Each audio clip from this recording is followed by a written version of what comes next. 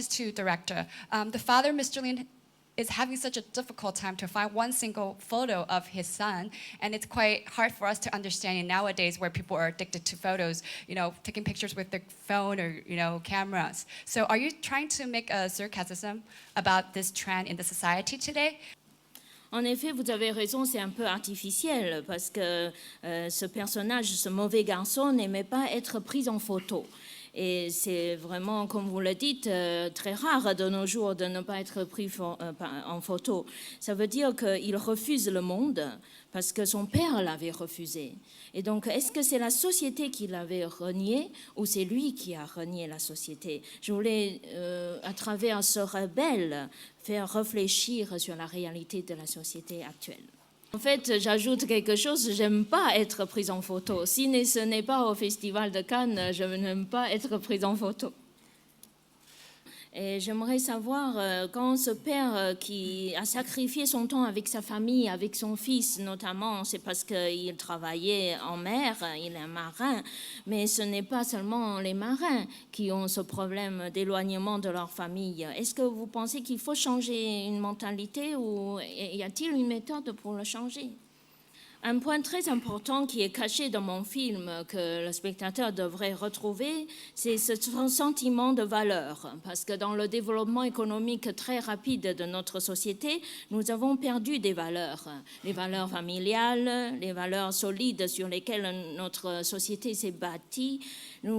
À travers le regard de ce père qui est à la recherche de la vérité de ce qui s'est passé sur son fils, il veut en fait retrouver des sentiments qu'il avait perdus, des valeurs qu'il avait perdues.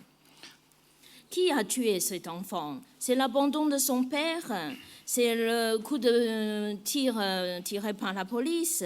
C'est son refus de la société? C'est l'abandon de la société? Je voulais retrouver la réponse à travers ce film.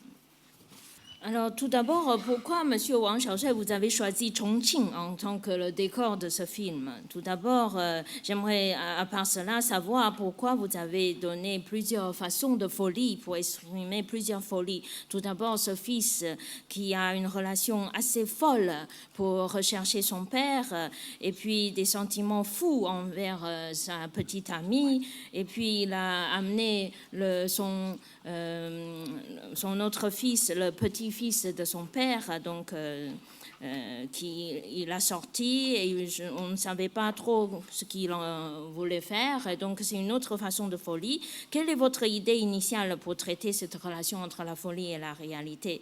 D'ailleurs, ce petit enfant, le fils de 7 ans, un rôle assez passif jusqu'à la fin du film lorsque son père marche vers lui et donc il avait cette attente de son père et qui le prend par la main. Donc pourquoi vous avez essayé de réciter ce passage de cette façon? Ensuite, le rôle du policier. Le policier a tué l'enfant du père qui le cherchait. Et en fait, on a vu que ce mauvais garçon était sans défense. Donc, il était sans défense, surpris, et le policier a quand même tiré sur lui. Est-ce que vous voulez refléter un phénomène social en exprimant de cette façon? Ensuite, une question à Madame Fan. Donc, 6 mois après la mort de ce garçon, le père il va demander à beaucoup de personnes qui l'ont côtoyé au dernier moment. Et donc, chaque personne exprime une certaine tristesse ou essaie d'oublier ou essaie de cacher quelque chose. Mais vous avez souri. Vous avez souri lorsqu'on vous a posé la question. Et puis, à la fin, vous avez pleuré. Donc, pouvez-vous expliquer? Alors pourquoi Chongqing? Chongqing est une ville qui a été classée ville à administration directe du gouvernement central en 97. Donc entre 97 et 99, il s'est développé de façon très rapide. Un peu comme New York ou Hong Kong, de nos jours, on voit plein de gratte-ciel à Chongqing. Et donc, depuis la politique de réforme et d'ouverture de la Chine, on a vu cette ville se développer à pas de géant. Mais sous ces gratte-ciel, il y a encore une couche très populaire de la population. On voit des petites échoppes où les gens mangent, parfois debout, les gens qui jouent ensemble. Les relations entre les habitants reste assez primitive. Donc, le développement de la ville, donc de façon en matière de construction, n'est pas d'une même vitesse que le développement de la mentalité et de la population qui y habite. J'aime beaucoup Chongqing, donc je pense que j'y retournerai pour tourner d'autres films. Quant aux réactions des spectateurs en voyant ces films, c'est trop long à raconter. Je vais simplement vous parler de ce rôle de policier. Ce coup de feu, vous avez vu que le mauvais garçon était sans défense, on lui a tiré dessus quand même. Mais si vous regardez à la télé ou en ligne, lorsqu'il y a une prise d'otage ou un fait divers dans ces cas, à la fin, le policier est obligé de tirer.